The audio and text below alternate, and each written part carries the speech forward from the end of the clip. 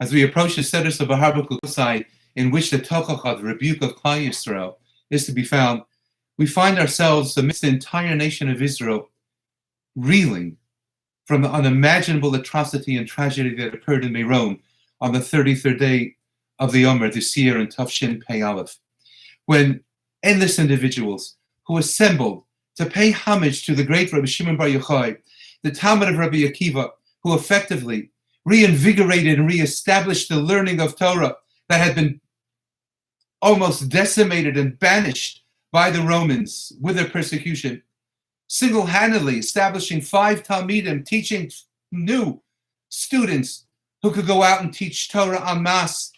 And one of those students, of course, was the great Rabbi Shimon Bar Yochai, the one who is understood as well to have been the Machaber of the Zohar.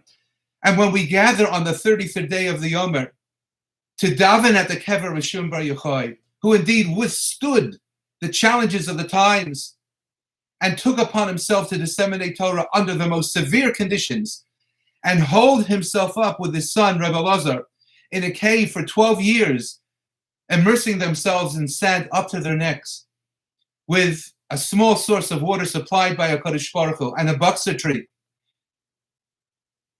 and the clothing that they wore only during the time that they would daven to Hashem Yisparach. How could it be on such a day, which symbolizes the rededication of Torah at all costs, under the most dire of circumstances, how could it be on such a day that cherubic faces of children and teenagers and young adults studying in all the yeshivos in Eretz Yisrael, and balabatim who go to share the hair of the 3-year-old sons, how could it possibly be that on such a day, when we are reminding ourselves of the message of the dedication and devotion and the endless selflessness of Rav Shimon Bar Yochai and the lives of Rav Shimon Bar Yochai and his son Rebbe Elazar, that such a tragedy could befall Klal Yisrael? And even though those answers are left to the Ribono Shel Olam, perhaps there is another message from the cave of Rav Shimon Bar Yochai that we need to heart in the aftermath of such suffering. And that is as follows. At the conclusion of 12 years, a bas kol, a heavenly voice, rang forth, and it indeed explained to Rabbi Shimon Bar Yochai that he and his son could in fact emerge from the cave itself. And when they emerged from that cave, and they were told that they could leave, by Eliyahu Hanavi, when they came out, they looked around, and they saw people tilling the land. And indeed, Amar Rabbi Shimon Bar Yochai said, they're engaged in life in a pursuit of the mundane instead of sitting and learning. Any place that the great Rabbi Shimon Bar Yochai and his son Rebbe Elazar looked and glanced at immediately was consumed by fire. So so immediately a heavenly voice rang out and it said, have you left the cave for the main purpose of destroying my world of what's left of people who are doing their best? Return to your cave. They went back for another 12 months. And when they came out, because the Baskel informed them that they were free to leave, it was safe to leave. Rebbe Elazar, the son of Rabbi Shimon Bar Yochai, continued to look askantly at such individuals, which could have consumed them with a fire that was to be found within him, as it were. But anyone who we looked at with such eyes was healed prophylactically by his father, Rabbi Shimon Bar Yochai.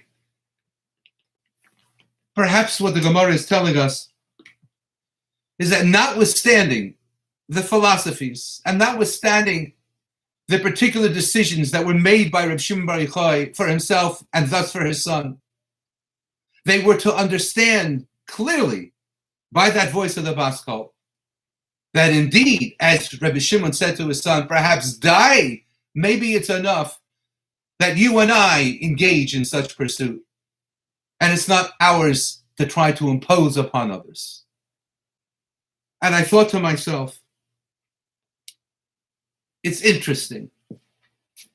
The pasuk in this week's Seder Bechukosai tells us, in the promise of HaKadosh Baruch Hu, that things will be so wonderful if we hearken to the Torah Hashem, that we will dwell in the land of Israel with security and peace. And the very next words in the very next pasuk state, "V'nasati shalom ba'aretz," and I will place peace within the land. And along comes the Orach Chaim and the Ibn Ezra, and they ask the obvious question: if indeed we've been promised security in the land, then why the need for the extra words, "V'nasati shalom ba'aretz," that I will place peace within the land? And explains the Ibn Ezra in one word, "V'nasati shalom ba'aretz," I will place peace within the land, says Ibn Ezra, "Beinechem," not between you and your enemies, that's already contained, "V'yishaftem levetach ba'artzachem," but amongst you. And says Orach Chaim HaKadosh, "Ulai sheyichaven al am b'nei Yisrael atzmam." Maybe God is saying that you can be blessed with everything, with economic prosperity, with security in your land, with no nation surrounding you to attack you on a daily basis. You don't have to throw up walls. You don't need such a vigilant army. But at the end of the day, you will still need the most important vessel in which HaKadosh Baruch Hu is to be found. And that is the kli, the vessel of shalom. Shelo yihi yelahem pirud alavavos. Sheyita Hashem beineim shalom bereyos. That there should not be this terrific disparity of hearts amongst Klal Yisrael. And I thought to myself, there's such a chasm within Klal Yisrael. There are people within the so-called Haredi community, and any and all of us who are Shomrei Torah or Mitzvos are considered to be Haredim to a certain degree by those who are so distant from any Shmiras HaMitzvos. And unfortunately, the people who indeed were not raised with an understanding of what Shmiras HaMitzvos is really all about, of what being a Chared L'Dvar Hashem is all about. They don't understand the sweetness of the lifestyle. They don't understand what Torah is all about. They don't understand what family values intrinsically really mean. They don't understand the Kedusha, the holiness of marriage, unfortunately. But at the same time, those who do don't understand the importance of indeed